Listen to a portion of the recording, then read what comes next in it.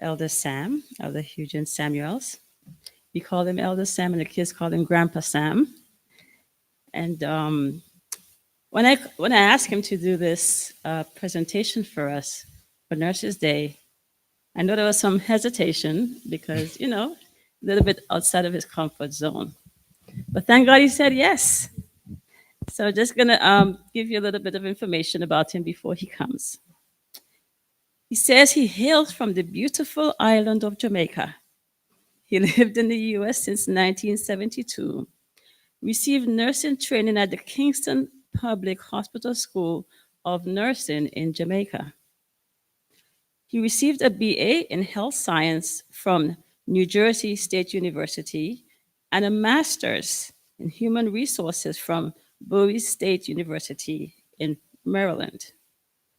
He's been in nursing for 40 years, but 29 of those years he spent with the VA, Veterans Affairs, as well as with the DoD, Department of Defense. And Elder Sam and I, we do talk a lot about different places we've been because I'm in the military and he worked with the military for all those years. So sometimes we talk about different places we might have been together. Like, for example, he said he spent time in Germany and Japan. I was in Germany for some time. So we do have that bond outside of just our fellowship here. We do talk a lot about different things in the military, and I really do appreciate the times that we could, sit back and laugh about those things. He also spent time in the Republic of South Korea, Panama, and Central America. So after we are blessed by Sister Latoya, the next voice you will be hearing is from our very own Elder Eugene Samuels. Thank you.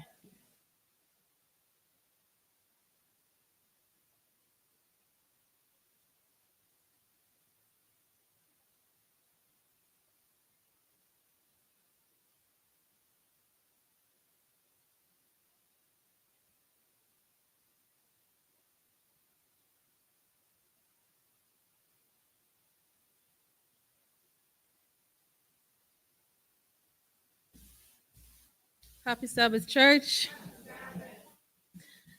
I pray that our prayers will be on that great getting up morning.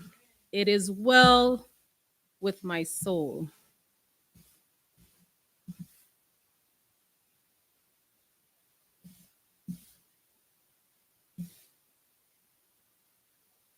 When peace like a river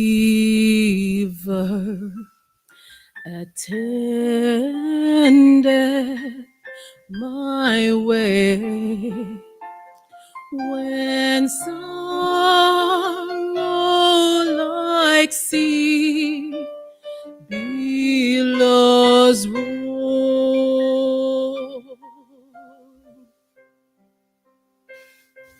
whatever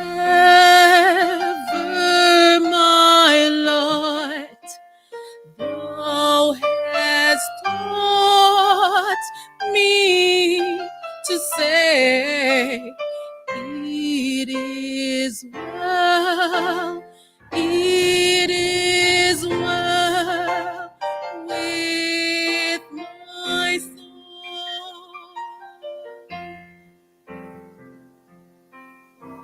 My sin, oh, the goodness of this glorious thought.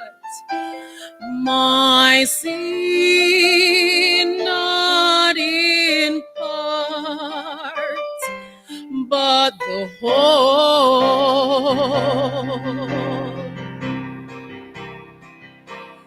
is nailed to the cross, and I'll bear it no more. Praise the Lord, oh my soul, praise the Lord. It is well.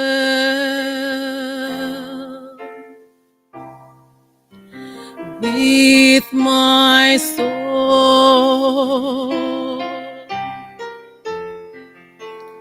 It is well, it is well with my soul.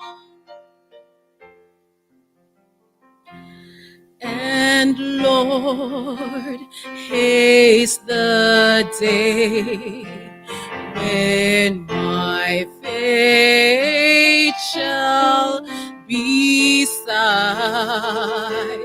the clouds be rolled back as a scroll.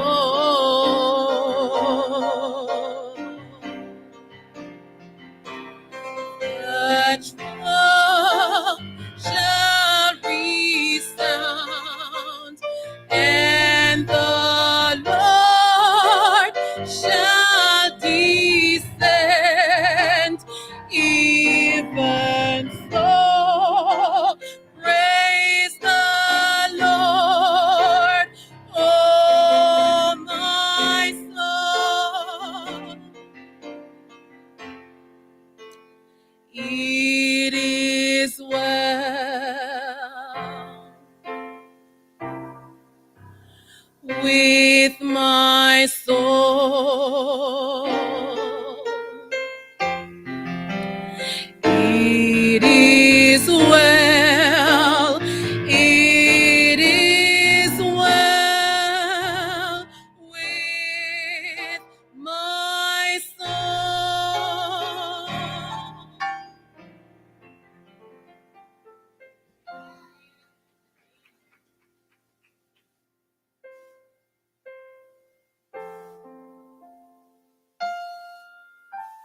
Thank you, Sister Powell. Beautiful rendition. It is well with my soul. And I hope all of us can say that. It is well with my soul. Doesn't take a whole lot, but it needs to be well. Before I begin, I noticed that Rick, some folks who came in after the welcome, and we'd like to welcome you. If you would just stand for a moment. Those just came in. Oh, the family that came in. Oh, there you go. Would you mind telling us where you're from, where you're worshiping from? We're glad to have you here.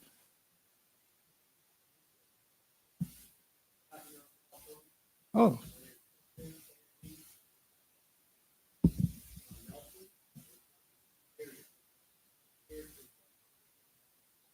yeah. Well, it's been a while since you've been here, but you know, we call you family because you've been here before. So welcome, welcome, welcome. We're very happy to have you.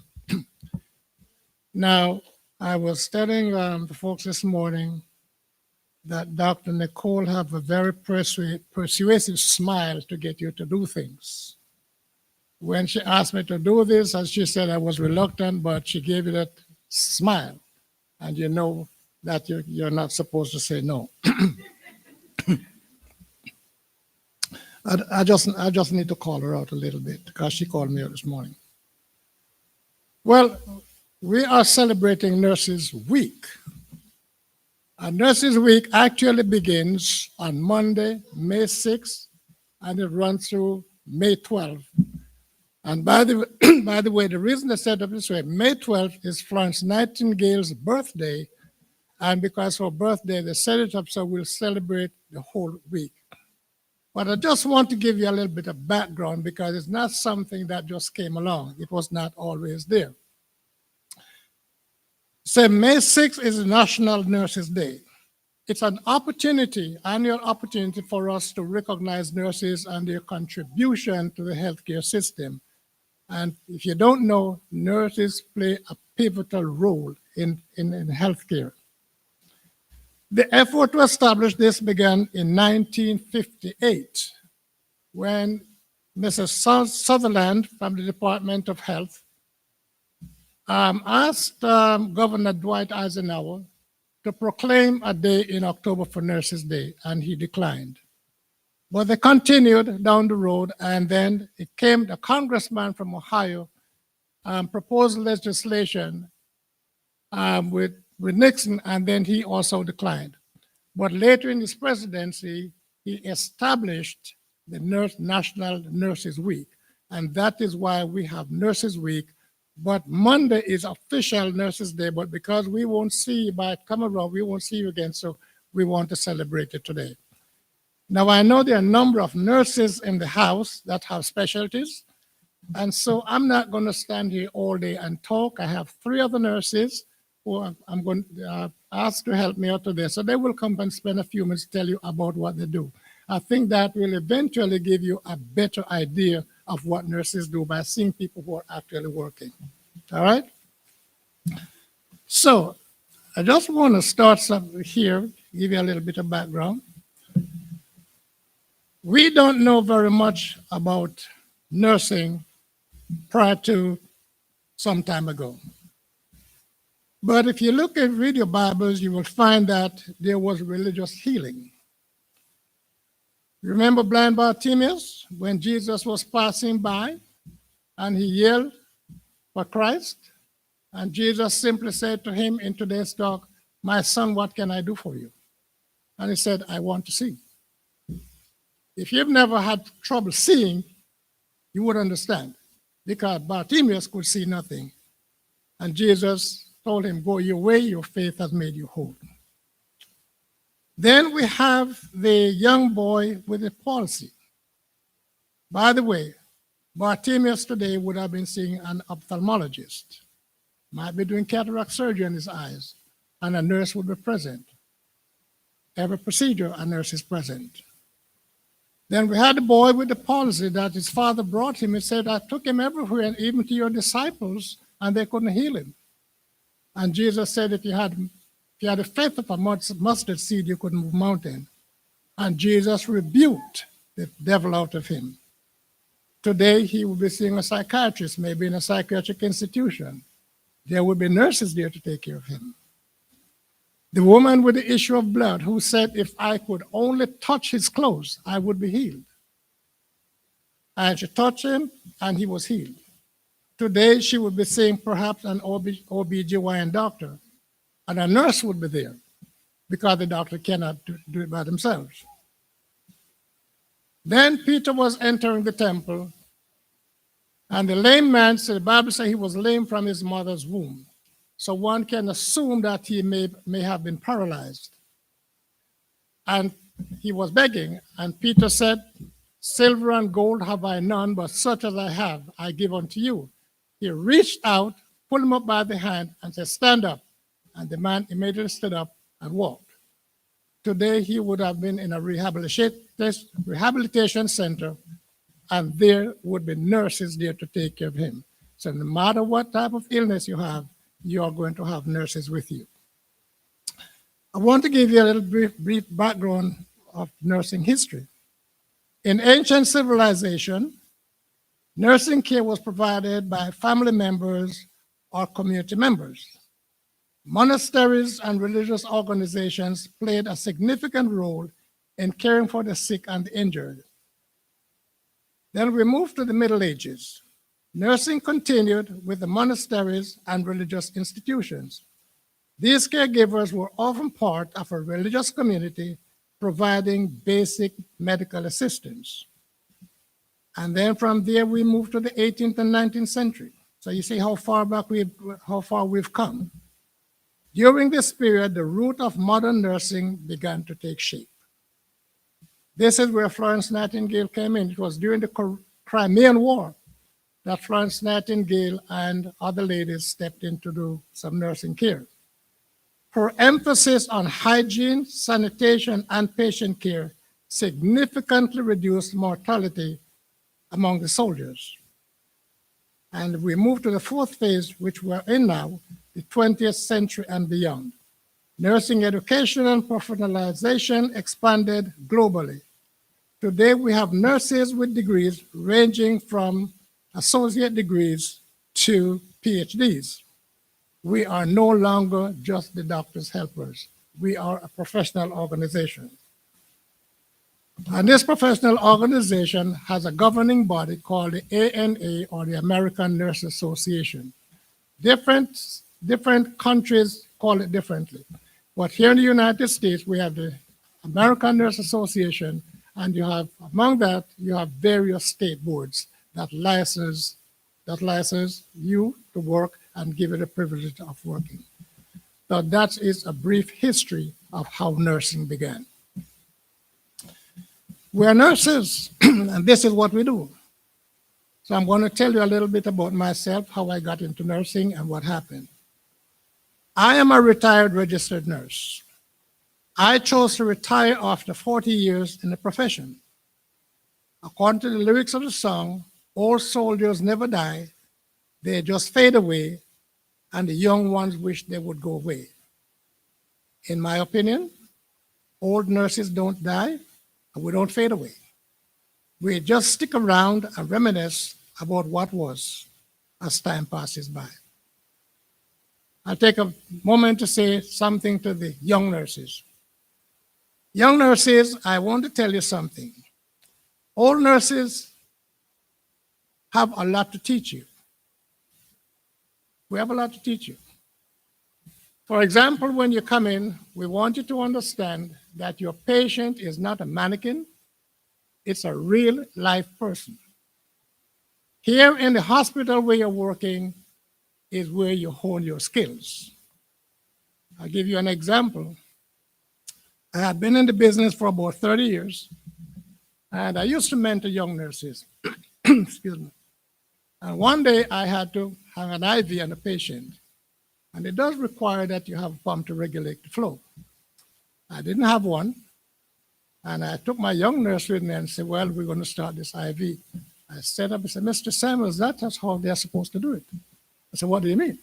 She said, you need an IV pump. And I said, says who? She said to me, well, that's what they teach us in college, and that's what the textbook says. I said to her, do you have an IV pump? She said, no. I said, do you have your textbook with you? She said, no. I said, do you have your professor with you? She said, no. I said, well, you're going to do it my way. I'm doing this thing for 30 years. I know what to do, because in my days, we didn't have IV pumps, so you learn how to count the drops. And we could set a bag that run for 8 hours. I wouldn't miss one. And she looked at me, and I said, you need to watch the time and check on this. And she came back and she said, Mr. Samuels, it works. I said, that's your first lesson. So we have a lot to teach you. I got into nursing not because I planned to or wanted to, but it was out of necessity and partially by accident. You see, I grew up in a very rural part of the country, where when you graduate and you take your national exams, you either become a teacher or the men become police officers. And I was destined to be a teacher. But things happened along the way, and I was introduced to nursing. The only thing I knew about nursing was when a midwife came through with her big bags, you know something was up. Somebody was going to deliver. And a lot of us here have been delivered by midwives anyway. When I went into nursing school, I knew absolutely nothing about nursing. I had never been in a hospital, never knew anything about it. I had never seen a male nurse, never heard of one. And at that time when I went in, they used to call us the man nurses. But that has changed since then. Now they know us as male nurses. I can tell you that my successes in life is tied directly to my nursing career. It has allowed me to earn a decent living. It has allowed me to go places that I normally would not have gone. Experience overbroad. I worked in Japan for the US government. I worked in Germany for the US government, and allowed me to visit a lot of countries. And so because of those of nursing, that's how I am so successful as I am today. If I should ask you the question to define the role of nursing, you would probably say to me A nurse is someone who takes care of you when you're sick and in the hospital. And you would be correct. But I will tell you that's a very narrow view. I want to show you a slide, something I picked up from the American Nursing website. Would you punch the first slide for me, please?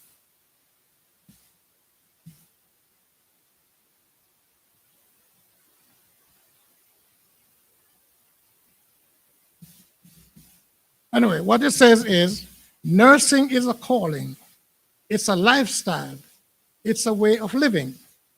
Your life as a nurse is not remembered by your years of service as a nurse, but rather the difference each of them made by stepping into people's lives every day and by special moments.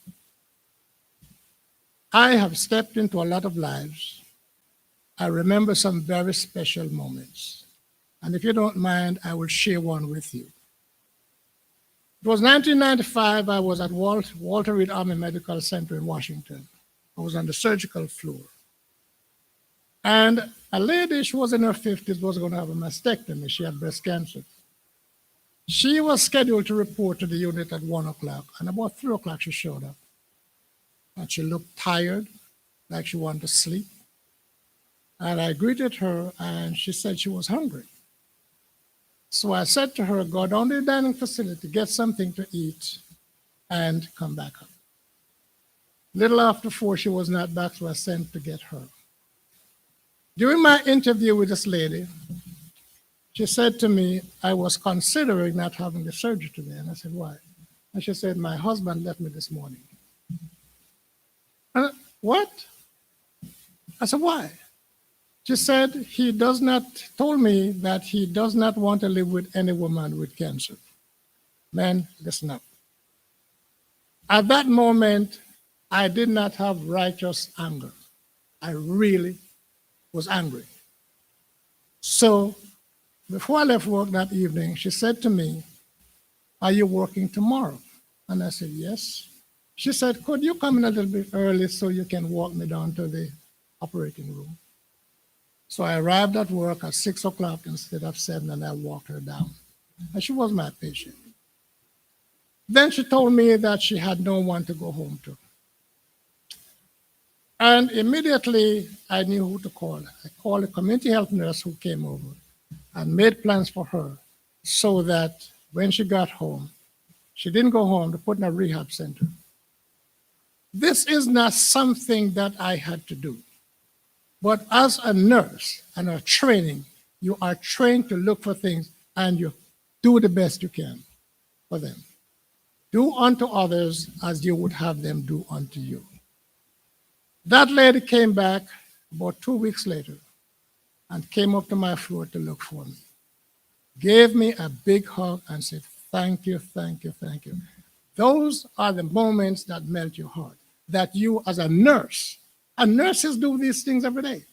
But you know what? We take it as something routine we do. But to that patient, it's a very, very special moment knowing that somebody cared. This is a part of what nurses do. Nursing is not a job, just a job or a profession. It's a compassionate calling that touches lives in very profound ways. Nursing has its rewards, such as being able to find employment, gratification, and satisfaction. However, it also has its pitfalls that can be mentally taxing, which leads to burnout and other health issues. And boy, do some of us get burnout. In a recent study reported, Georgia, the state of Georgia, has a 20% deficit in the required number of nurses to meet their nursing needs. Research attributes this shortage to low pay, long hours, and burnout. So far, the Georgia State Senate has since passed legislation to remedy this situation.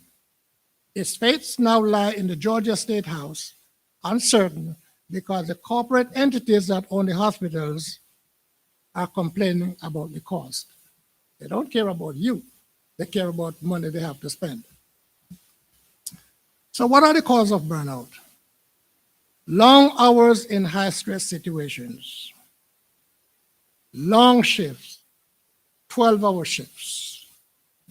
You know how many times at the end of your nurse, at the end of your shift, you're ready to go home and your supervisor come and ask you, can you pull another shift? Anybody in your experience that? You're really not doing an 8-hour shift. That's going to be turned out to be a 12-hour shift. And the 12-hour shift turns out to be a 14-hour shift. Lack of work-life balance. Too many hours spent on the job and not enough time for leisure and family. A lot of people have lost their families. Too many responsibilities.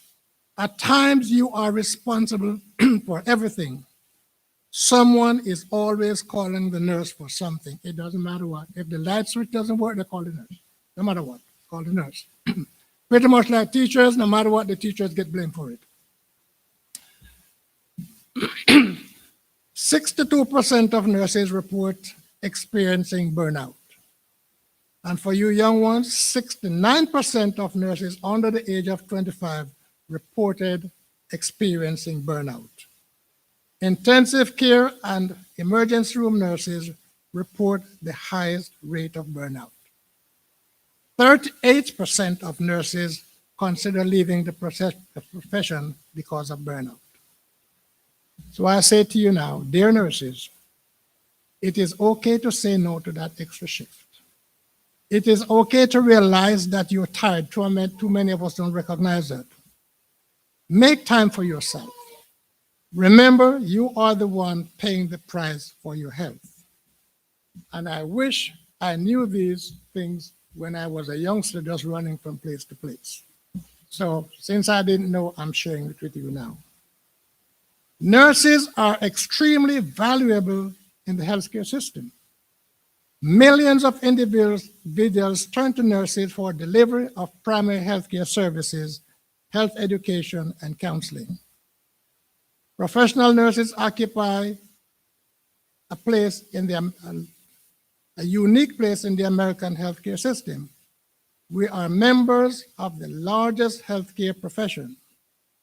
According to the Bureau of Labor Statistics and the American Nursing Association, we have over 4 million registered nurses in this country, 258,000 nurse practitioners, 3,290 nurse anesthetists, and 632,000 LPNs, or licensed practical nurses. So licensed practical nurses, let me say this to you. A lot of times when we talk about Nurses Week, they talk about the registered nurse. But I want to take this moment to acknowledge you, and nursing assistants, whoever you are, because without your hard work, we could never get the work done. So I just want to acknowledge you for that.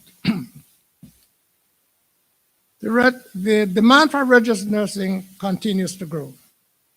By 2031, it is estimated that the numbers will increase from the current 4+ million over 5 million nurses. In the meantime, between 2021 and 2022, the profession lost 100,000 nurses. Well, you can understand a lot of people retire, a lot of people might have passed on and move on. And by the way, I want you to know that a lot of people use nursing as a stepping stone to other things. I know a physician, she was a very good general surgeon. And she told me one day that she did something and I was praising her for a dressing. And she told me I was a registered nurse and I want to go to medical school, and she used nursing to go to medical school. Just 2 weeks ago, I saw in the papers where this young fellow, he's about 25 years old, national football player. Guys probably make $20,000 per game.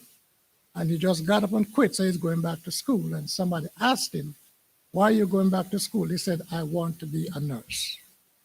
So it's a profession that is rewarding, but it draws people, and we're glad for people to be coming in.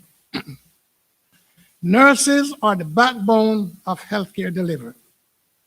We work in diverse settings and fields, and we are frontline providers of healthcare services. So while most nurses work in the acute care setting known as a hospital, the nurses' expertise and skills and goes well beyond the hospital walls. Not sure what slide is working. Is that working? Okay.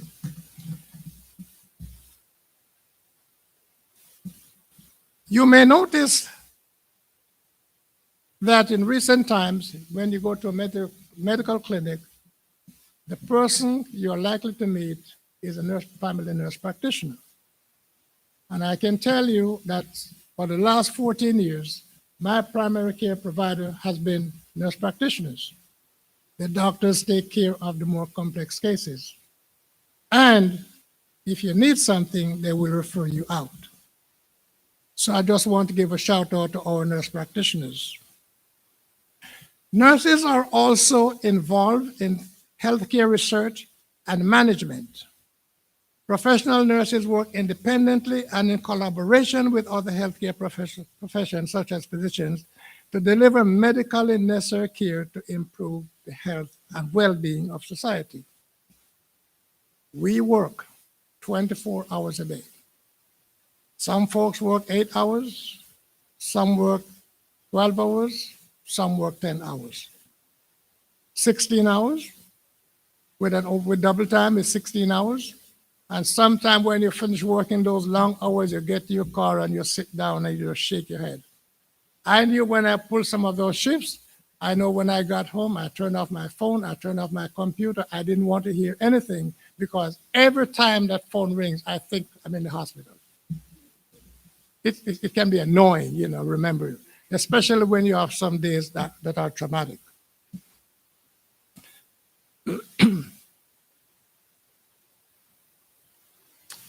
I think that God created nurses with a well-extended bladder. How many of you here, how many people you know can stand on their feet for 8, 9, 10 hours and never hit the bathroom?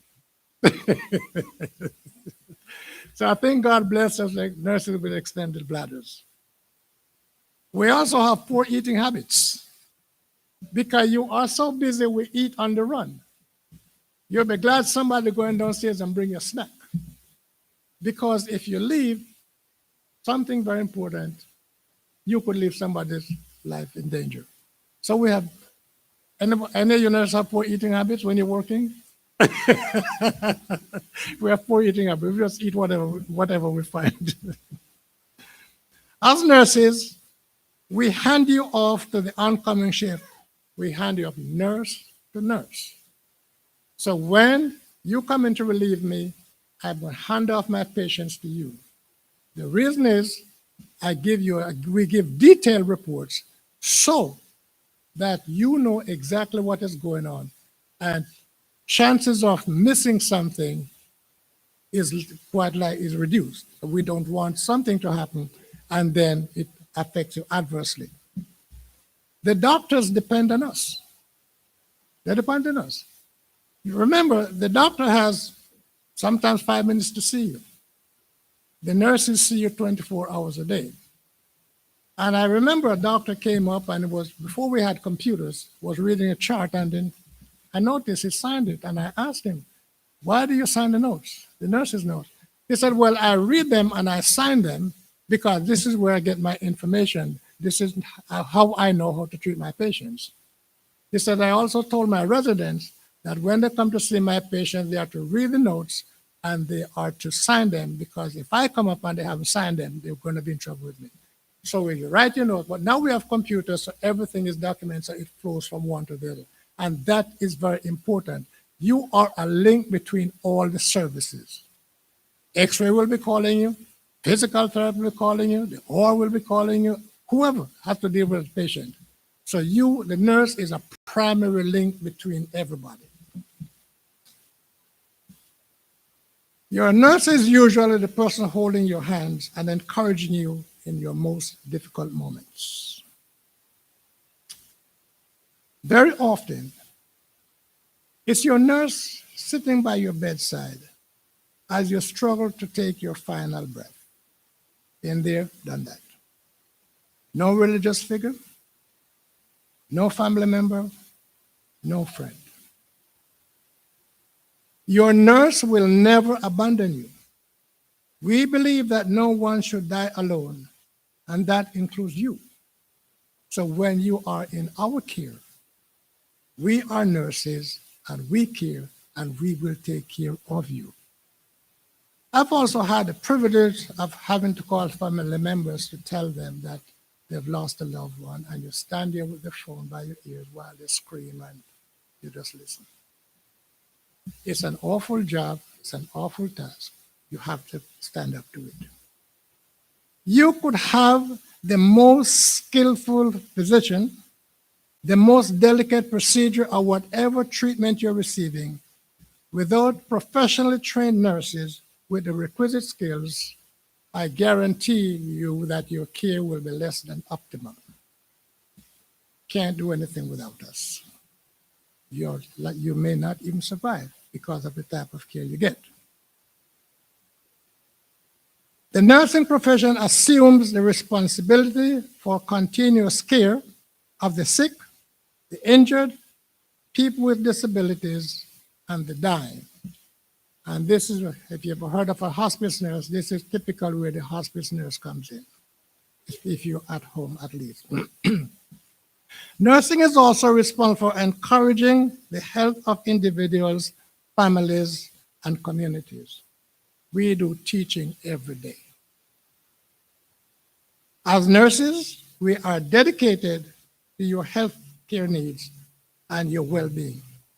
We are nurses, we care, and we deliver. That is what we do. Every nurse you meet can tell you about his or her special moments with patients, and in many instances, family members and others. For me, personally, those moments are numerous, they are treasured, and they are legendary. In my years of nursing, I learned that those special moments occur not only because of heroic deeds, it is much more than that. It can be something very simple. It may be a word of encouragement. It may be just your smile. Maybe just the way you show how much you care. How much you care about their well-being, or just the way you say hello. They notice your attitude at all times. For those of you who have not worked in a hospital or been a patient, it may be difficult for you to understand the special relationship between patient and nurse. Like many of you, I have been a patient, so I can speak from experience. As a patient lying there in that bed, having to depend on my nurse reminded me of how those I'm caring for must feel. It taught me how to be a better person, how to be a better nurse, how to be more compassionate, and how to be kind. Because of my experience lying in that bed, waiting on my nurse. I can't do anything unless I call my nurse. And then in that moment, I think, do I live up to my responsibilities when I'm taking care of you? That is what nurses do. The anxiety you feel, the worry about your health, or about what is happening at home, or even your employment, can be burdensome. You may be a stranger just passing through and find yourself in this situation lying in a hospital bed. You may be alone, perhaps badly injured, with no family or friends around. Worse yet, the family and friends have no idea where you are. So you have probably came in the middle of the night. And I walk in the morning, greet you, and I see the look on your face, and I say, good morning, my name is so-and-so, what's your name? And the first thing out of that person's mouth is that, I don't even know where I am, I don't know how I got here, nobody knows where I am. And I say, well, where are you from? And they tell you, so do you have a phone number? I say, yes. Give me the phone number. So I'll pick that phone up, and I call the operator for a long distance call in those days, and answer it, and you give that patient the phone. And immediately, that individual is transformed because they hear a voice they know. Those are some of the little things that we do as nurses every day. For us, it's a routine stuff. For that poor guy lying in that bed, it is his special moment.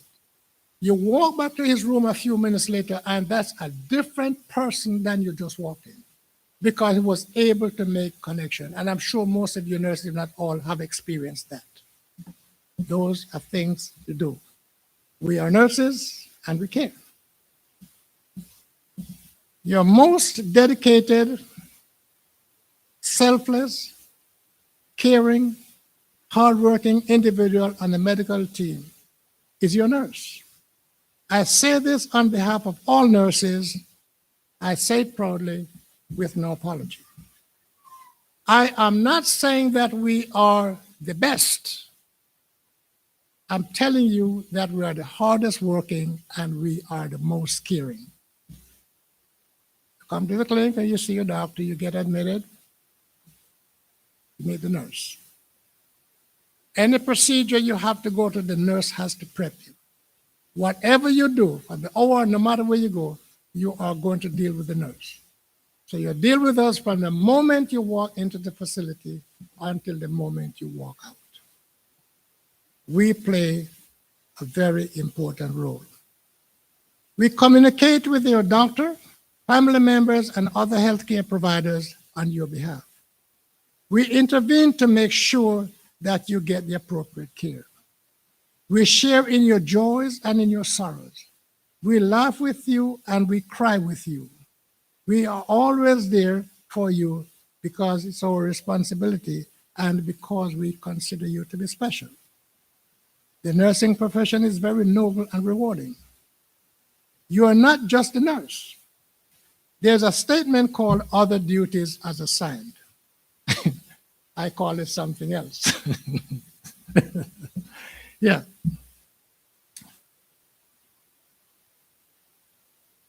We look out for your well-being, troubleshoot for you, and we become a psychologist, not literally, because we help you to solve problems. You are the social worker because we help you to locate resources. Sometimes, even with adults, you feel like you're the parent. We are the explainers. When the doctor tells you something and they don't understand, we are the ones who explain it to you. And you'd be amazed at how many times doctors tell patients, typically doctors don't speak to you in normal language. They tell you some highfalutin stuff. We as nurses are the ones who have to come in and decipher and teach you. When you're going home, we have to do all your instructions. That's part of what we do. So you become the counselor because they depend on you for guidance. And you are the social worker. We help you locate resources. Physicians and others depend on you for accurate information. You're an integral part of the entire team. Matter of fact, sometimes you are the only link.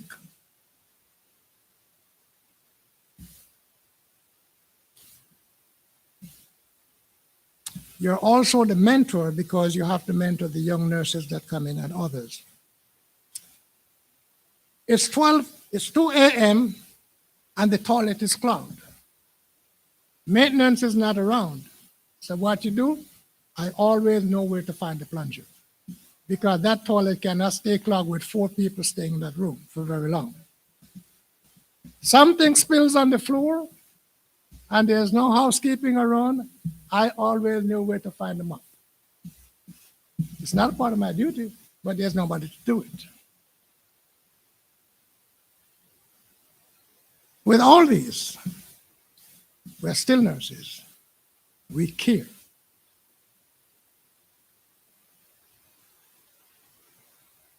We do what we do because it is our responsibility, and you deserve the very best care. To give you a sample of what nurses do on some specialties, I have 3 nurses here who are going to help us to explain where they are and what they do. I thank you for this few minutes that I spent with you. Dr. Daniels, please.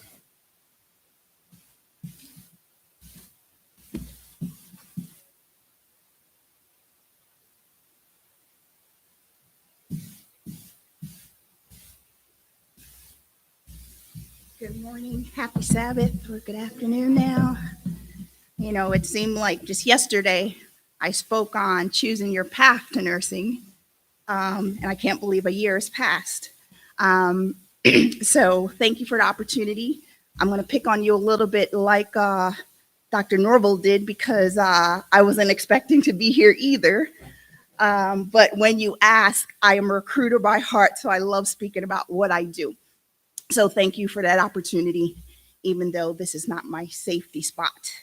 Um, as a certified registered nurse anesthetist, mouthful, right? Anyone can say that quick 3 times? All right. So long story short, CRNA. Certified registered nurse anesthetist, that's why I become the cocktail waitress, because no one can actually say that. I was wearing my specialty drug mask. I call myself the cocktail waitress, but this is probably the only job that you can legally do drugs. So it's a profession that I take very seriously, and I love what I do. As an anesthetist, as Elder Sam said earlier, you would find us in a lot of various places, such as if you had cataract surgery. I call it verbal anesthesia because I don't give you anything. I just speak to you. If you have a child that needs surgery, but everyone knows young children are uncooperative when it comes to needles, such as I fear needles. I don't know if anybody else is a nurse fear needles, but that is, I know I won't be doing drugs because I can't take needles. However, I call that routine because we actually hold kids down to give them anesthesia. Those are not legit reasons to do anesthesia, but that's our background information of what an anesthetist do. But most everyone may know, if you've had any type of procedure where you would not like to be in pain, have anxiety, or any of that, that's when you see me. We do a lot of anesthesia. Anyone having a baby? Guess who's there? We provide what we call a regional anesthetic. That is a form of pain control that can help you get through labor.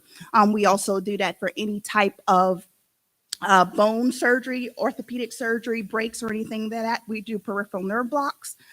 We do a lot of various other procedures, but the anesthesia provider can do general anesthetic, where most people think they're falling asleep.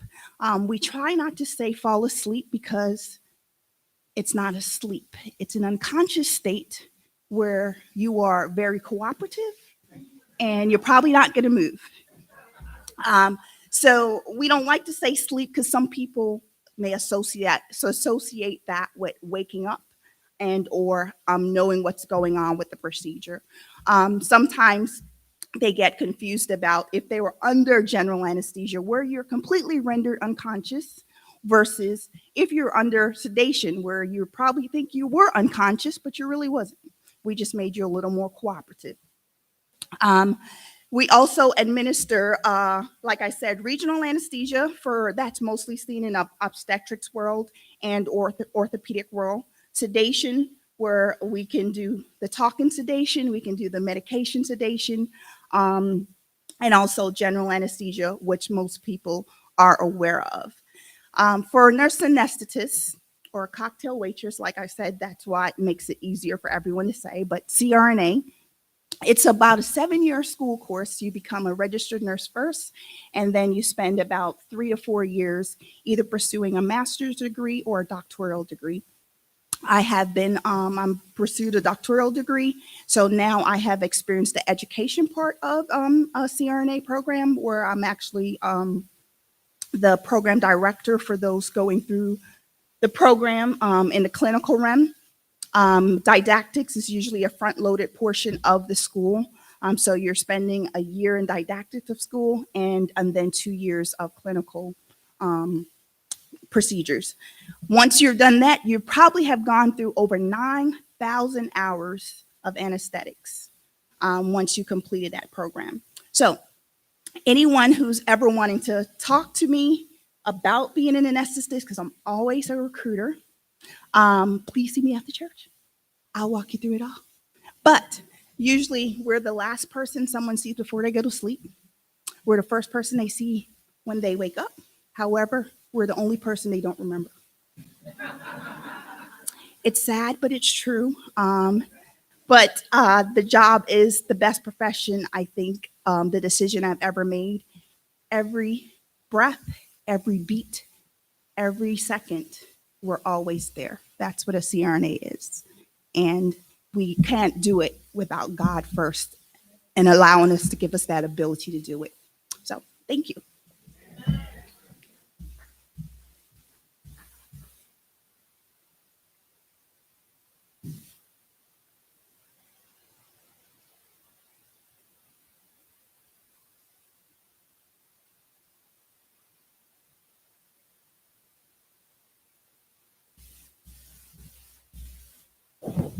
Happy Sabbath, everyone. Okay, I was asked to come and speak about myself and a little of what I do. I'm a registered nurse. I work in a skilled nursing long term care facility. The type of patients we get are those that are coming from the hospital, but they're not strong enough to go home. So these are patients who have probably had elective surgery, total knee replacement. Some of them have fallen at home and have broken various parts of their bodies, and they're not able to go back home because they need additional therapy. We get patients who have new onset congestive heart failure, or those who have CHF exacerbation, those with COPD, chronic illnesses that they're not able to control at home. We get a lot of diabetics that their blood sugars are just through the roof, that have caused them to have diabetic ulcers that they're not able to take care of at home. We get a lot of different type of patients. So our job there is really to get them in a state of functionality so that they can return, back to their homes. A lot of the times, we do get nurses as patients as well, because like Elder Sam stated earlier, nurses don't really take good care of themselves. We're at work and whatever is there to grab, we grab it and eat it, and we don't pay attention to our diets as we should. Not like what we educate our patients to do. And so we find ourselves being the patient when we get older. So a lot of disciplines are involved in the skilled nursing facility. We do have respiratory, the RTs.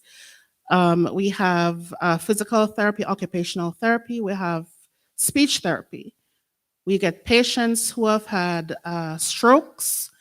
They have some residuals left behind. Some of them have speech residuals. They're not able to speak properly. They're not able to swallow properly. And so they're put on different diets that, the nurses have to be aware of and administer. Some people don't like it because the pureed diet is like baby food. Nobody wants to eat that. Then the drink, some of the times, it's like thickened water. Think of drinking like jelly-like water. Nobody wants that. But it's what they have to get because they're not able to swallow. Otherwise, they'll get pneumonia drinking the regular type of liquid. So it's different types of patients that we get. But just on a side note, to let you know, at this church, we get very, very good education on diet and exercise. I see it firsthand of what can happen when you don't do these things, because our patients are getting younger and younger. 10 years ago, when I started nursing, my patients were in the late 60s, early 70s and above. Now I'm getting patients as young as 22 in rehab, in their 40s. That's not normal. And they're coming with illnesses that are not really associated with younger people. You have diabetes and hypertension that's directly, not all diabetes is a direct result of, lifestyle, but the ones we get, there are. It's a direct result of the food we eat and the lifestyle we choose. And, you know, sugar and salt is like a drug. It's very, very difficult to tell people who are, you know, kidney patients, those who are on dialysis, because, you know, their kidneys don't function as well because of these different illnesses that have affected them. They know it's bad for them to eat certain things. They know what the result is and what can happen, but it's very difficult for them to control, you know, drinking the sodas, eating the chips, eating the sweet things. So we do provide education, but I do strongly believe that sugar is a drug. It's very difficult to get rid of. It's very difficult to put aside, you know, those things. So the education we get here, share it with others. It's very good information that we get here as regards to diet and exercise. Um, and like I said before, you know, it's an area of nursing, like Elder Sam said a lot, which all of it I do agree with. Um, a lot of the times we do get patients, like what I'm realizing right now, most of the patients we get now, they have cancer. Um, and some of the times, unfortunately, they don't make it. So the nurses, we're there with them when they're sick, and sometimes we're the last faces they see. We're the ones that have to call the family and listen to them cry. And it breaks your heart sometimes because some of them, they're young people, you know, and nobody wants to die. Nobody wants your family to die. And one of the times I remember having a patient and she had just gone out to the hospital and got that diagnosis that, hey, you know, you're at stage 4 cancer. There's nothing that we can do about it. And this time you're going to die. And she was just beside herself up and down the hallway screaming. And I stopped her and spoke to her and she told me what was going on. And I said, do you believe in God? And she said, yes. I said, well, do you mind if I pray with you? And I prayed with her and she felt a little better. They moved her to the long-term care after that and she died shortly afterwards. But you know, at the beginning of my career, I had prayed to God that I would use this as a ministry. I see it as a ministry. Um, and some of the times, the nurses, you're the only ones that are there to really listen to people. A lot of the patients that are brought in, the families, unfortunately, they don't come back to look for them. They drop them off and leave them, and that's it. So we kind of have to be counselors and sit and listen to what is going on, try to find resources, and sometimes they just end up living with us. But this is a calling, I believe, and it's a bit of a kind of ministry that Jesus did while he was here on earth. You know, he was able to help the sick in whatever way he could, which is greater than what we can do. But he was able to heal them, and I'm sure he brought joy to a lot of people. But that's my 2 cents on what we do.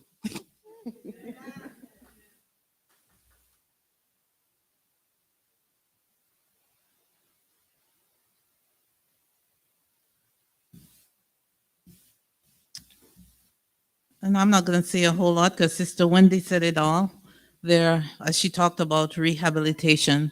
I started my career um, over 35 years ago um, in gerontology, and also with taking care of kidney patients. Now, if you hear the term end-stage renal disease, it brings back to you where many of our patients then had kidney failures. And way back before we had hemodialysis and also peritoneal dialysis, which not a lot of folks know about peritoneal dialysis, but those interventions out there and they extend life. So it's not always gloom and doom with those diagnoses.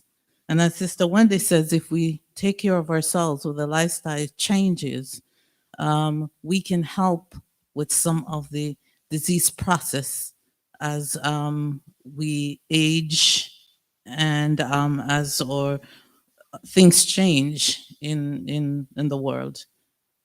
So when one walks into a hospital or a nursing facility, it's not always evident that the challenges that you see, that nurses experience, and not only nurses but also patients. So there's a twofold. So for nurses, it could be exciting as fighting death. Some people call it that, or it could be to the peaceful end of life and the challenges that family members have dealing with that. It could also be the trouble of getting, letting go in that scenario, or the happy discharge of someone going home who has made it through the process of rehabilitation, like Sister Wendy says. And I've done many of my years in rehabilitation, and that is always a joyous moment when we see patients come in very debilitated, and at some point they return home to their families with some quality of life. So, whatever view you happen upon, remember it is not always easy for everyone, because there's always someone who will have difficulty when life challenges presents itself. And so some of the areas, there are many areas of nursing that we weren't able to cover here. We have cardiology, and I'm sure we have some of our nurses here, including myself, who have done some time on a progressive care unit where we take care of patients with cardiac heart problems, and we're always running. When someone starts complaining of chest pain, it is not, you don't take it lightly. You move and you start, and you get things rolling, especially if you're on a unit that you have all the procedures already in place for you to use. Well, mental health is another part of nursing that we don't pay a lot of attention to. I don't know how many of us here worked in mental health or have ever worked in mental health. You have some idea. That is not always very easy. And because with mental health issues, we don't consider it a problem until someone starts to get uh, into behaviors that you're not able to manage. Oftentimes, their symptoms are there that tell us something is wrong, but we don't pay attention to it because guess what? We can't see it like it is a broken leg. We don't see a broken mind. You can't see it because there's, there we have levels of hormones that help us manage and behave in a way, in a gracious manner. When when that starts to become dysfunctional, then we see behaviors that are unacceptable to us. But then that's when we start acting, when we could have acted earlier by getting some help.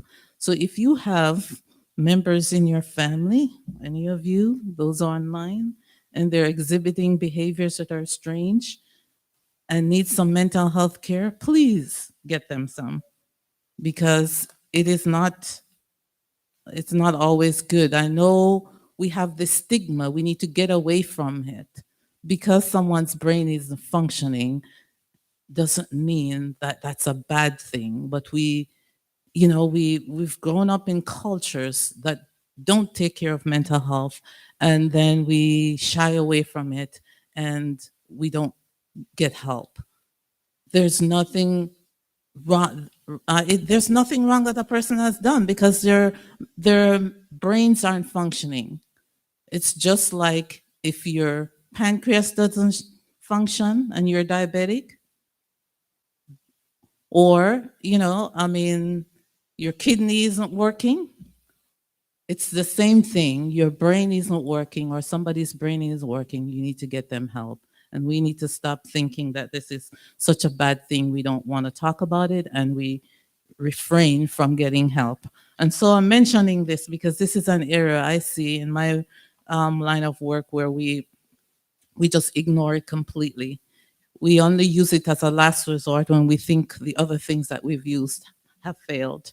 And so I implore you that you take care of your family members and friends who may be experiencing um, problems with the brain malfunctioning.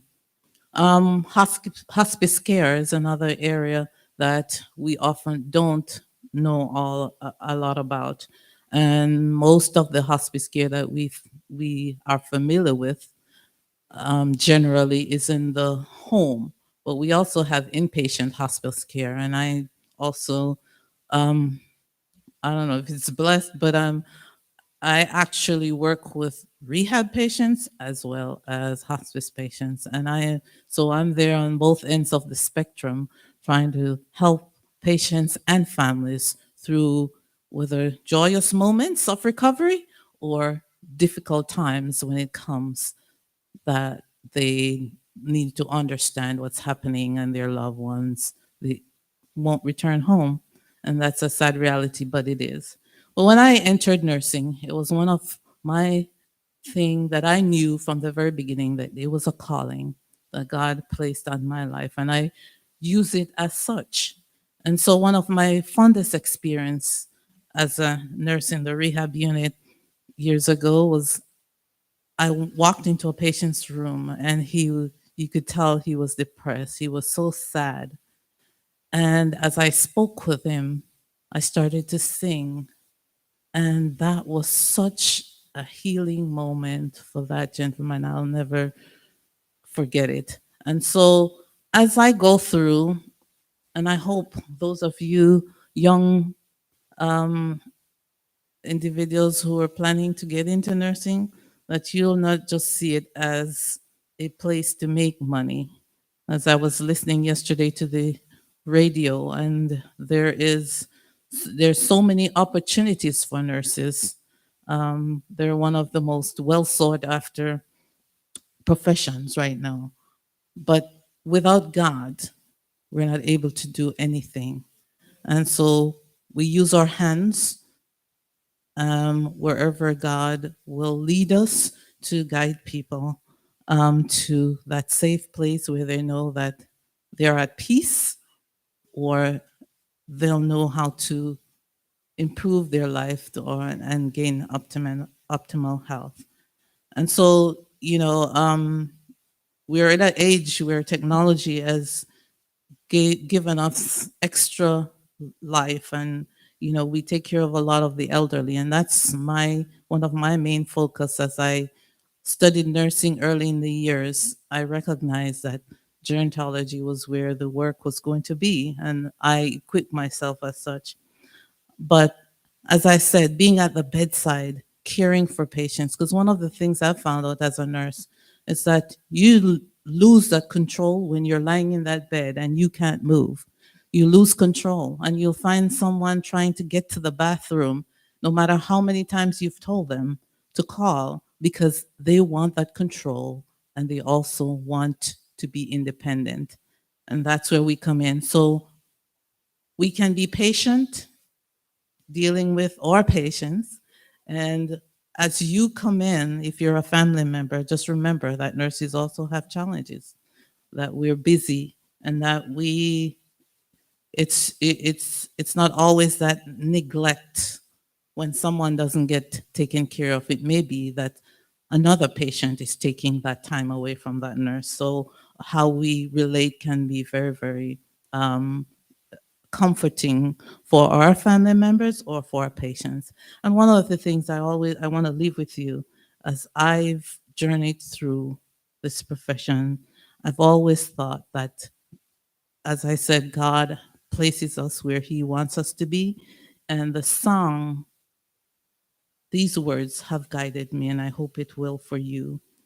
If I can help somebody as I pass along, if I can cheer somebody with a word or song, if I can show somebody he is traveling wrong, then my living will not be in vain. Thanks you.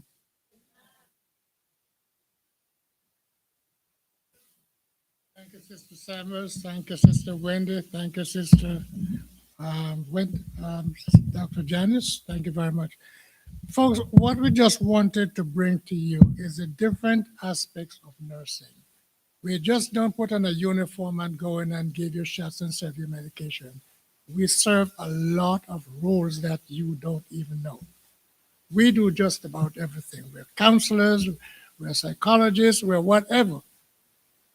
We're engineers.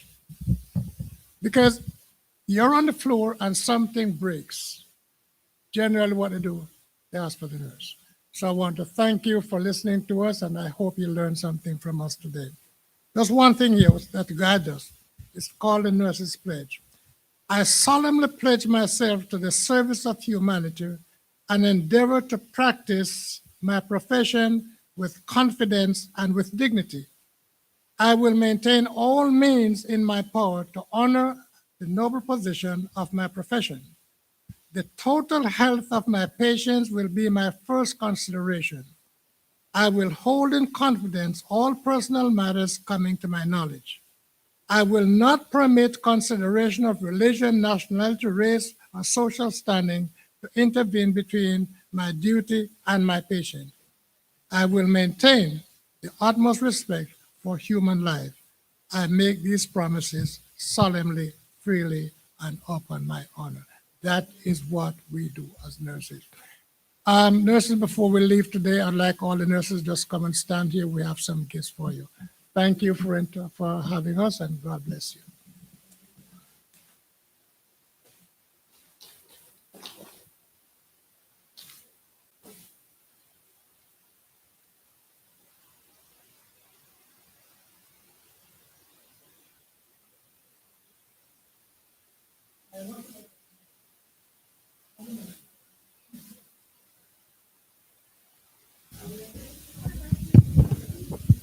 Come on up, come on up. You're nurses, come on up. How are you doing, nursing? Come on up here.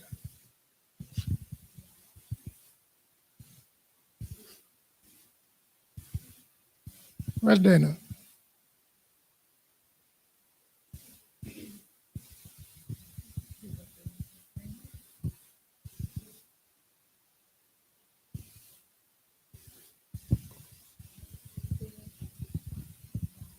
I want to thank everyone that participated in the service. I think with the exception of myself and Kylie, everyone here and who took part was actually a nurse. So our congregation is blessed. I'm sorry, Sister Janice, there you go. Okay, yes. Our congregation is incredibly blessed with people to help. And I want to just thank everyone that participated, and thank you, nurses, for your service. I know it's a hard road, but the Health Ministry Department just wanted to recognize our nurses. Shimmy, okay. Yes, so just to recognize all the nurses, and we just want to say thank you and greater round of Health Department. Thank you, and wanted to start off this week with just honoring your service. So thank you very much. God bless. Can we start a hospital here?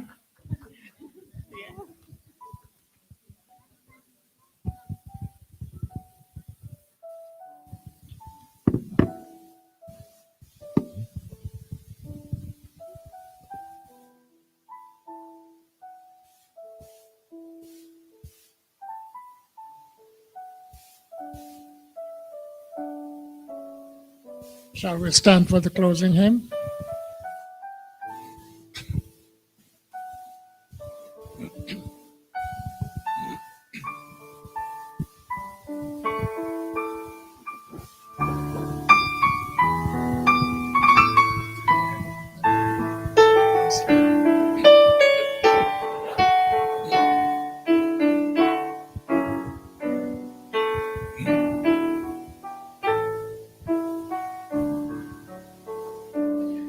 This is my Father's word, and to the listening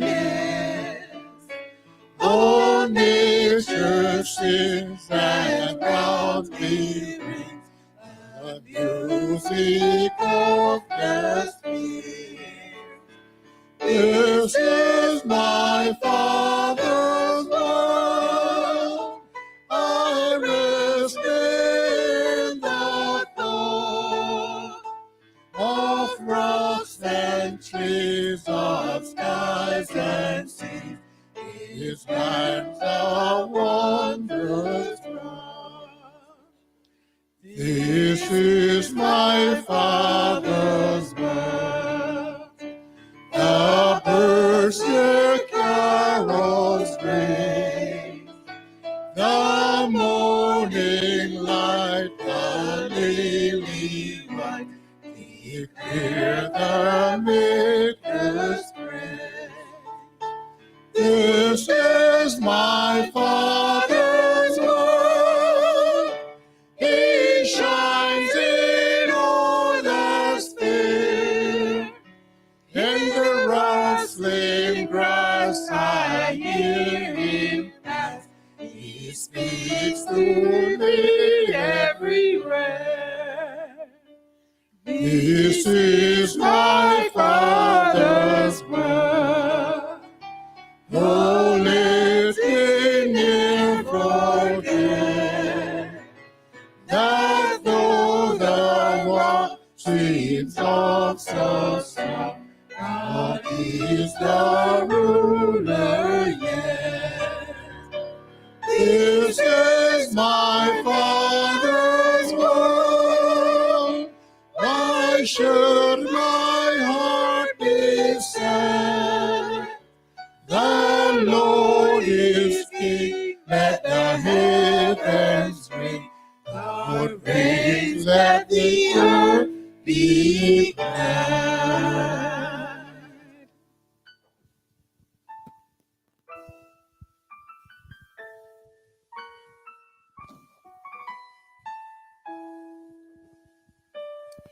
May the God of endurance and encouragement grant us grant us to live in such harmony with one another, in accord with in Jesus Christ, that together we may with one voice glorify the God and Father of our Lord Jesus Christ.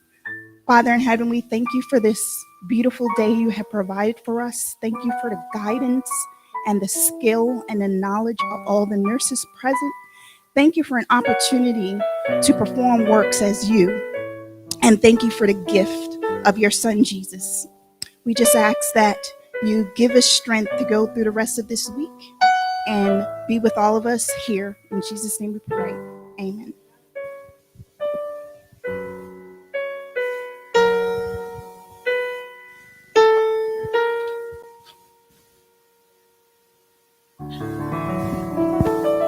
Church, before we leave, just want to remind everyone that we have potluck after church.